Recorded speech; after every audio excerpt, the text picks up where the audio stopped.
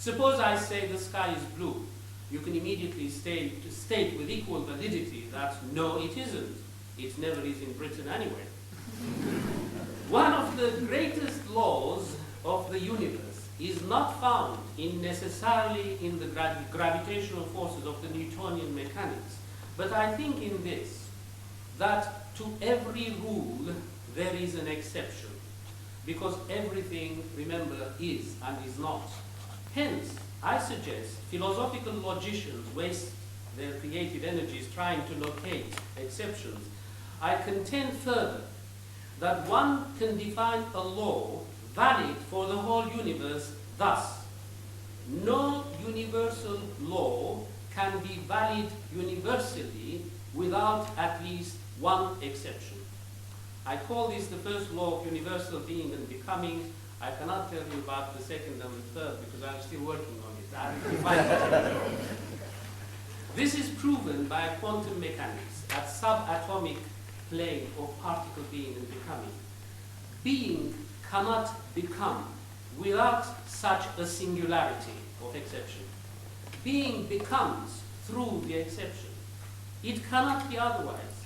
Becoming can only be via the possibility of its exception.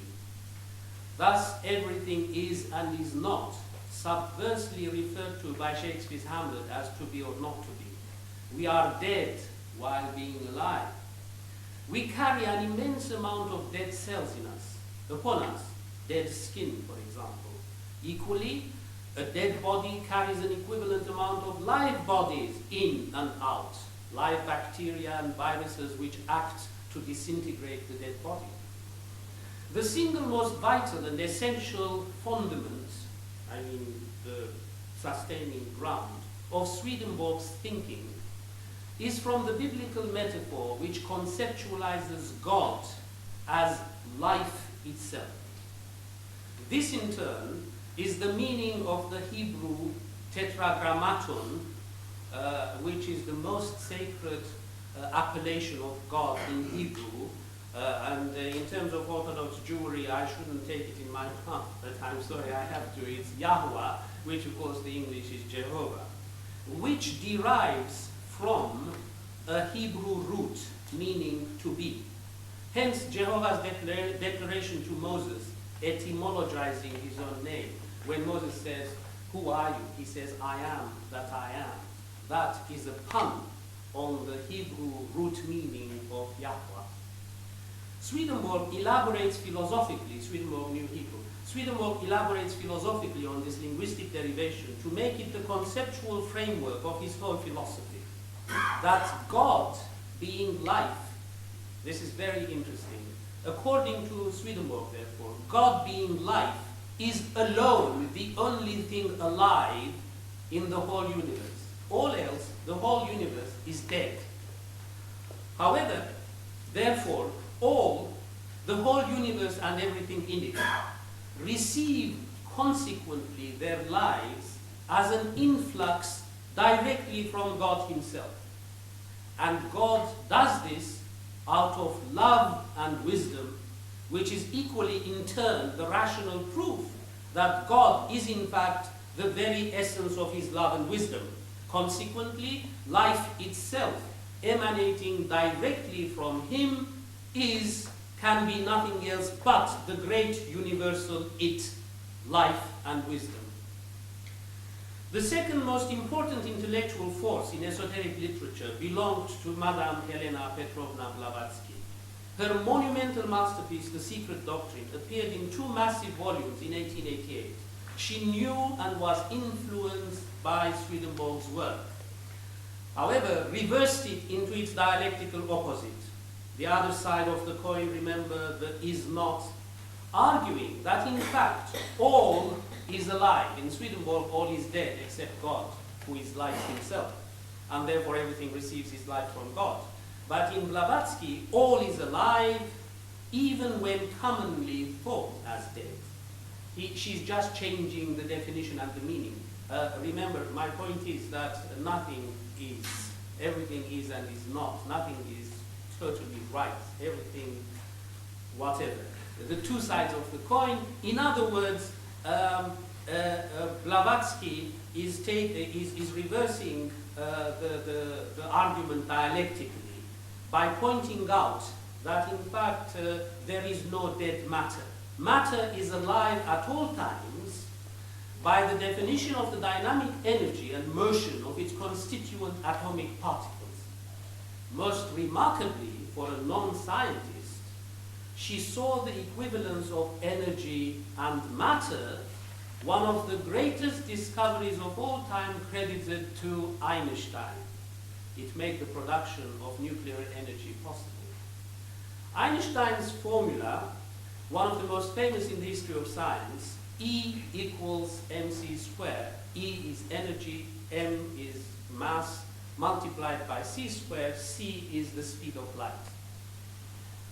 I suggest this, at the speed of light, of course, another very long story, I will only refer to it quickly, Swedenborg's divine light of wisdom. Remember, God is divine light, and one of the most beautiful poetic metaphors he uses is that light has the sunlight. In Swedenborg, God lives in a spiritual sun.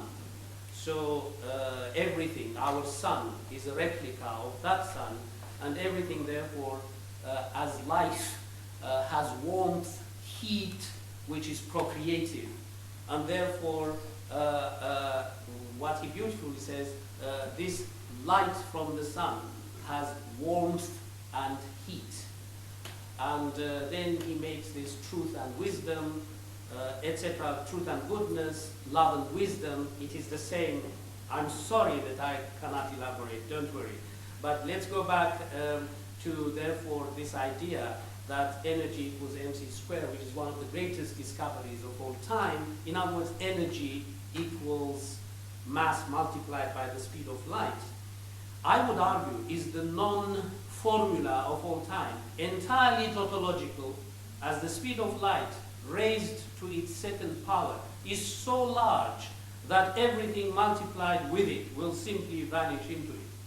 So therefore, Einstein is really saying energy equals energy, which is tautological, because you can multiply it with cows and dogs and Nazis, it will still be energy. Sorry. In other words, that was just a joke. In other words, everything multiplied with the speed of light will be devoured by it.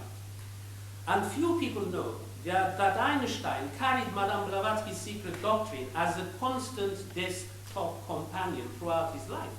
I therefore suggest that Einstein's equivalence of energy and matter is entirely owed to Madame Blavatsky's remarkable insight, inspired from Swedenborg's nebular theory of creation of matter, which, alas, I cannot elaborate here any further, and please forgive me. That everything is and is not should make us all weary of inhumanity, racism, political tyranny, and all forms of evil. It is my argument for absolute democracy and social tolerance. No one knows best. No one can know best. Those who think they do, whether arrogant scientists or lunatic American fundamentalists, are merely whistling in the wind in the immortal obscene joke by Shakespeare's Goneril, King Lear's daughter. We need more democracy, never less. Incredibly, even our democratic governments constantly and continuously attempt to rape our democracies, to which they merely pay lip service. I intend no offense to any individual, even though I should never give up my right of free speech, for the simple existential reason that so long as all men and women must die unable to take anything with, although the ancient Egyptians, much trumpeted for their esoteric wisdom, foolishly tried to do so, so long as women and men must be born naked from the woman's limbs, not Adam's ribs or Zeus's head, let no man or woman think he or she is better than another. However, the problem of evil remains always ultimately the soul-destroying touchstone, testing one's democratic faith in social tolerance. For example, could I, or Swedenborg for that matter, who despised untruth in any shape of lies, hypocrisy, fornication, etc., forgive a murderer like General Pinochet, or his bosom friend Mrs. Thatcher, who almost succeeded in destroying our own country, or a fornicator like President Clinton? My answer lies in another question. Have you noticed how pathetic and sad figures tyrants cut in their old age? Of all people, Hitler knew this very well and committed suicide knowingly in his bunker to die youngish, not to look pitiable as a captured dog. I think I personally could forgive even Hitler as a wheelchair-bound, incontinent old man, and would happily pay from my taxes for a nurse to look after him. But I perfectly understand the victims who may wish old Hitler to be thrown to Rottweilers, first bred by the sadomasochists of his Gestapo. People may be forgiven as sad human beings, but never their acts of evil consequences. In these days of a flu epidemic, more than ever, the Thatcherite destruction of our health service is tragically obvious, even to the former ardent Thatcherites. One of the main news media supports of that regime, the Daily Mail, today, eating its past headlines, runs a campaign to recruit nursing staff for the NHS, when for almost 2 decades they lied, babbling of overstuffing, forcing deep cuts onto the service with the purpose of making it attractive for privatization. How could one ever overstuff health and education when the ideal of both is one-to-one? Not something unattainable, as official propaganda would have you believe, when, for example, such a perfect ideal is already practiced in education at the elitist Oxbridge level. It is criminal that our children are taught in classrooms of 30 and more, when any reasonable, decent human being, no need for left-wing education is much reviled by the mails and the telegraphs, would know that even 10 in a classroom is too many for overwrought teachers. I cannot, of course, discuss all of Swedenborg's interesting theories, even though his work is one of a piece, like a Roman mosaic constructed with a consummate skill. He is Plato and Aristotle harmonized, the whole of the Bible, or the New Testament, reinvented, with the integration of what was regarded by the official church as heretical elements, like Gnosticism, the Eastern Orthodox Church, then additionally the Quran of Islam, the Jewish Kabbalah, the Masonic Sun cult, etc. And of course Newtonian science, which Swedenborg had developed. Herein lies my first port of call on the way to the next millennium, to declare Swedenborg as the paradigm of the future scientist. For too long now, scientists have denied the existence of the spirit.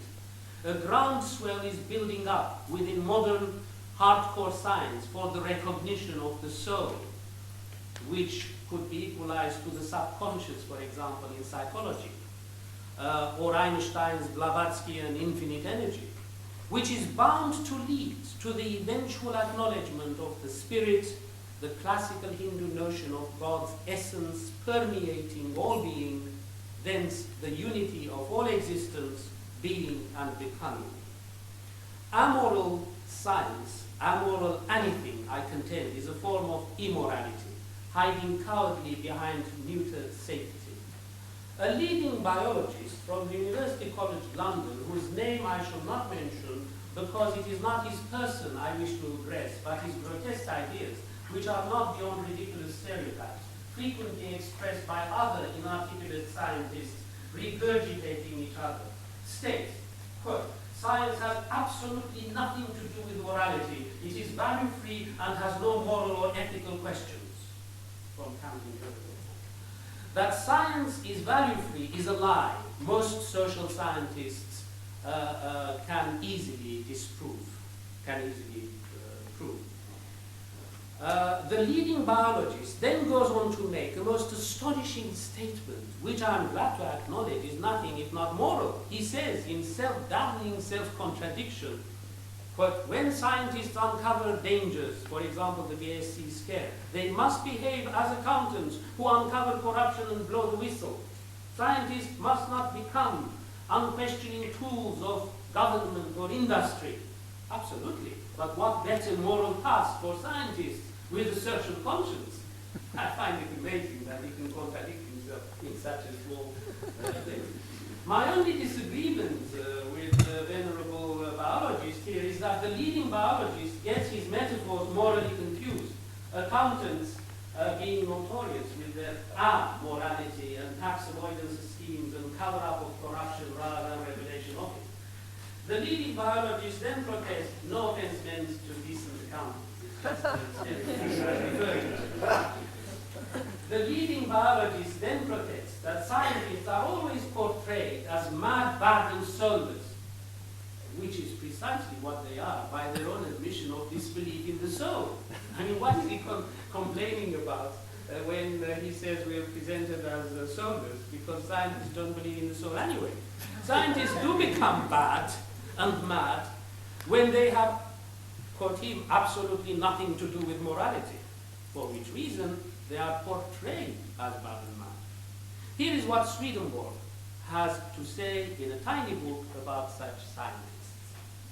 It is evident into what blindness, darkness, and stupidity those may fall who know nothing of the spiritual world and God. Into blindness because the mind, depending solely upon the sight of the eye, scientific observation, becomes in its reasonings like a bat which flies by night in a wandering course. Into darkness because the sight of the mind, when the sight of the eye is flowing into it from within, is deprived of all spiritual light, in Latin lumen, and becomes like that of an owl.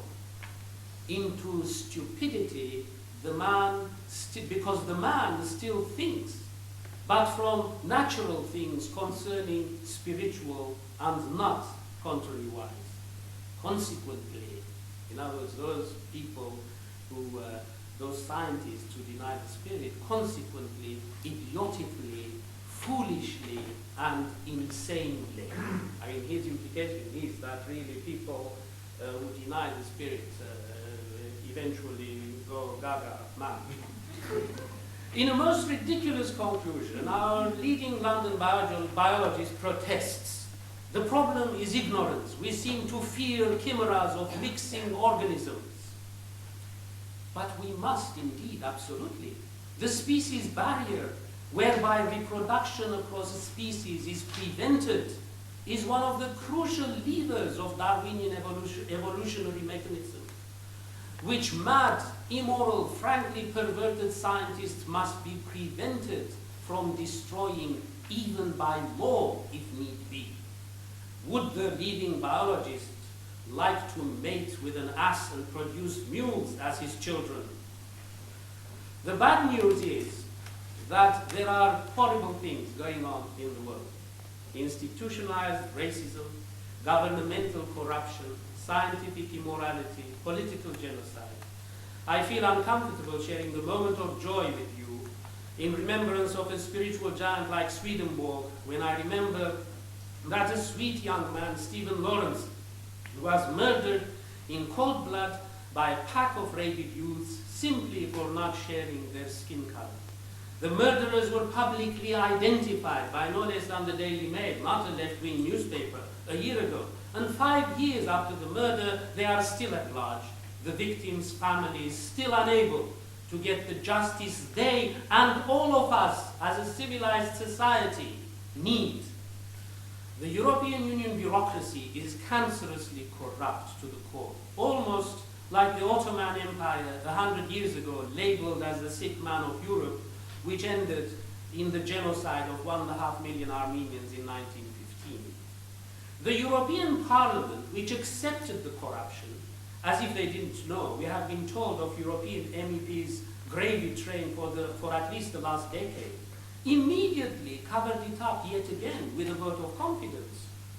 The European Member of Parliament, who was madly, both instrumental in the revelation and subsequent cover-up of it, another case of scientific factual amorality, confesses cheekily, confirming even more horrors, that, I quote, the common agricultural policy, which accounts for nearly half the European Union's budget, and where fraud is proven. This is not me saying. I won't mention her name. It is here in my references for any of you who want it.